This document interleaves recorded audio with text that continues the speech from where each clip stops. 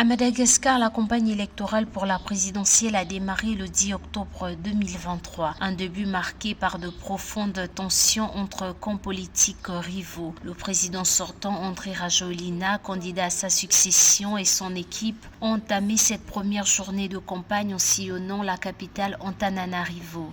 À regarder de près sur ce qui se passe à Madagascar, il y a de quoi s'inquiéter et on a beaucoup d'interrogations et de questionnements quant à l'issue de ce scrutin. Ce que je relève, c'est qu'il y a de manière patente un amateurisme de part et d'autre, à commencer, je pense, par l'opposition qui est en train de se fourvoyer, quand bien même elle pense être dans son bon droit et qu'elle trouve illégitime cette candidature d'Andrajoen. Je pense que faire une transposition d'un combat politique sur le volet judiciaire n'est pas quelque chose de pertinent. Andry Rajoelina est pour l'heure le seul candidat à faire campagne car les rassemblements de l'opposition sont empêchés depuis plus d'une semaine. Le collectif des 11 candidats qui rassemble en majorité des chefs de partis politiques d'opposition a décidé pour sa part de boycotter la campagne électorale. Ils ont décidé de poursuivre leur manifestation en faisant le tour des quartiers populaires de la capitale malgache. Quant au président sortant, le président Rajoelina, qui se retrouve à faire campagne seul, en termes d'image et vis-à-vis de la communauté internationale, même s'il était amené à remporter